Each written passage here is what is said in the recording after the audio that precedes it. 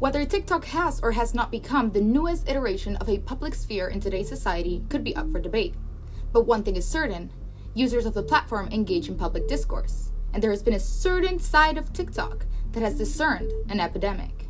As a high-value man, me want fuck. Big Muscle Man podcast. Women don't like it now when you catcall them and when you... The image of the conservative, misogynistic, straight male podcast host has become so popularized that we have shelved it alongside other internet pop culture stereotypes, like the pick-me girl and the cringe POV Vitz guy. There is something about the man with a podcast, though, that has captivated the vitriol of thousands of people all over the internet, extending beyond a joke and actually addressing its possible material consequences. Why is this? Are we getting hurt over a lack of male validation? Do all women actually just hate men and want them to shut up? Instead, I see it as a reaction, pointing out the absurdity of its content. This has been incredibly prevalent, particularly over the past few months. And like any other trend, something triggered it. Something, or rather, someone. You've been too many places, you're not home enough, you're not reading the Bible, uninterested. Busy bitches, social bitches, unattractive. The 35-year-old British-American kickboxer turned internet personality Andrew Tate has gained increased popularity over the past few months when clips of certain comments he made while guesting on other people's podcasts were uploaded to TikTok, where they went viral due to their seemingly unapologetic misogynistic nature. His popularity and the outrage he has received directly led him to be deplatformed and banned from all social media platforms since August 2022. But what if I told you that Tate is nothing but a symptom of a much greater virus? Simply another actor in a structure that was constructed decades ago in the same fashion, but a very different cultural and political context. One that American author Jackson Katz argued paved the way for Donald Trump's election as President of the United States in 2016. In his essay, From Rush Limbaugh to Donald Trump, Conservative Talk Radio and the Defiant Reassertion of White Male Authority, Katz brings us back to the 1990s with the rise and popularity of radio personalities like Rush Limbaugh. This prominence comes about in an era when white men's dominance over public and private spheres is starting to diminish. White masculinity as a dominant force in society had been consistently losing power.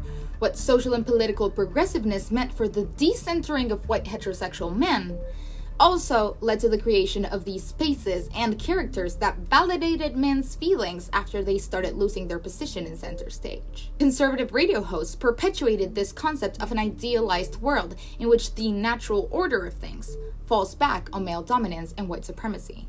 The main rhetorical technique they use to perpetuate this, according to Katz, is the creation of a false gender dichotomy of political action. Their message boils down to, everything that's wrong with America is because men are too soft these days.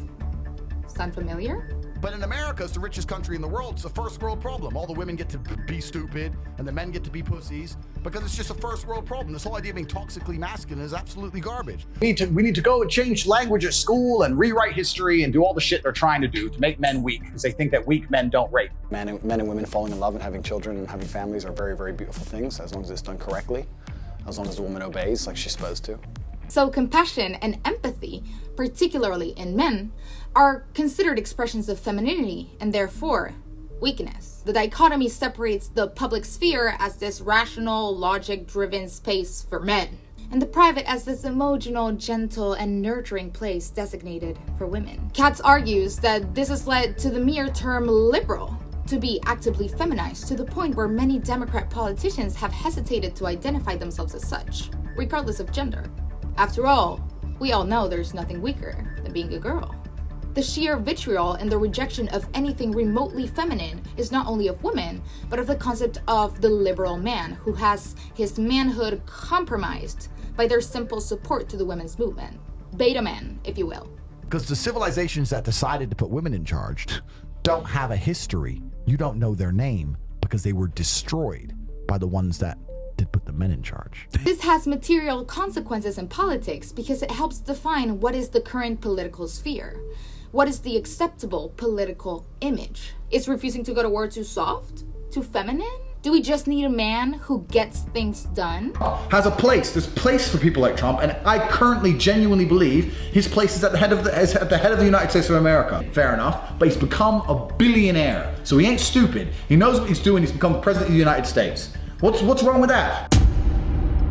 I think the figure of Tate perfectly represents the natural evolution of this character in a post-Trump context. Katz believes that figures like Limbaugh paved the way for Donald Trump's election years prior, because of this heavy focus on reinstilling white supremacist and patriarchal ideas in society, but also because of his similarities with the Republican ex-president. They're both aging, heterosexual, white men of German-American ethnicity who were born 5 years apart and grew up as the sons of authoritarian, deeply patriarchal, and professionally highly successful fathers.